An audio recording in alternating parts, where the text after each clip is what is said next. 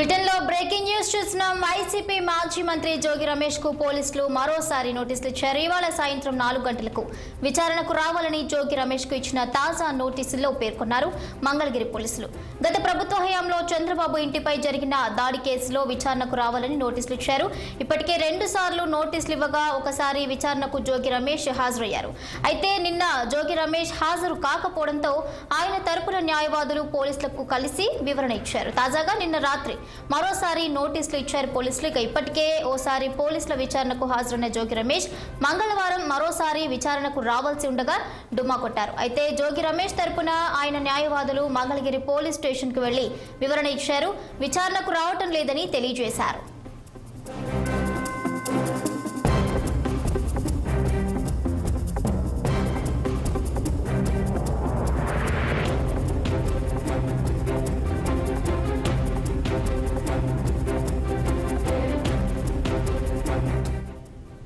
ఇక మాజీ మంత్రి జోగి రమేష్ కి అయితే మళ్లీ నోటీసులు అయితే పంపించారు మంగళగిరి పోలీసులు. దీనికి సంబంధించిన మరింత సమాచారం మా ప్రతినిధి కృష్ణ అందిస్తారు. కృష్ణ, అవన్నీ ఈ రోజు మాజీ మంత్రి జోగి రమేష్ కి మరొకసారి అయితే మంగళగిరి పోలీసులు అయితే నోటీసులు అయితే జారీ చేశారు.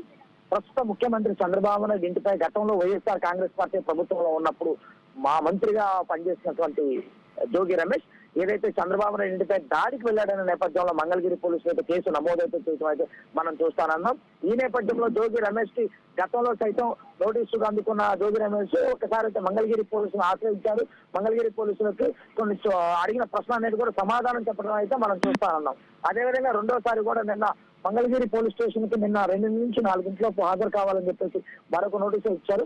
కానీ ఆ నోటీసుకు స్పందించిన జోగి రమేష్ అయితే తన న్యాయవాదులు శర్మ గవస్కర్ తో పాటు మరికొంతమంది న్యాయవాదులకి తన సమాధానం చెప్తూ తన ఫోన్ గాని సిమ్ గాని ఎందుకు ఇవ్వాలో సమాధానం చెప్పాలని పోలీసులకి ఒక ప్రశ్నలతో కూడుకున్నటువంటి సమాధానాన్ని అయితే తన న్యాయవాదుల ద్వారా పంపించిన విషయంగా చూస్తాను.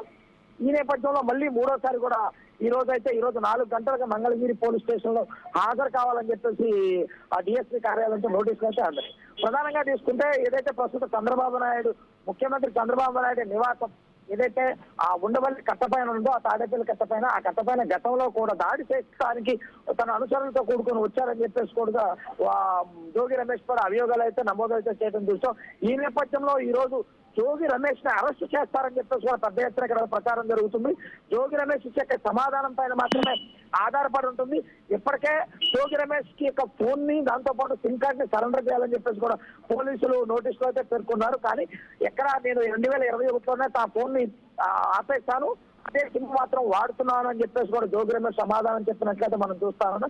కానీ ఆ ఫోన్ తో పాటు ఆ సిమ్ కార్డు సరెండర్ చేయాల్సిందని చెప్పేసి పోలీసులు అయితే పట్టుబడుతున్నారు. ఇవ్వటానికైతే నిరాకరించు, అవి నా వ్యక్తిగతం అని చెప్పేసి కూడా జోగి రమేష్ చెప్తున్న విషయంతో మనం చూస్తున్నాం. ఏదేమైనప్పటికీ జోగి రమేష్ కి అయితే పోలీసుల నుంచి అయితే ప్రశ్నల వర్షం కురిసే అవకాశం అయితే స్పష్టంగా కనబడుతుంది. వాళ్ళు అడిగే ప్రశ్నలకు జోగి రమేష్ సమాధానం చెప్పకపోతున్నట్లయితే జోగి రమేష్ కూడా ఈ రోజు అరెస్ట్ చేస్తారన్నట్లు కూడా పెద్ద ఎత్తున ప్రచారం అయితే నడుస్తుంది. భవాని.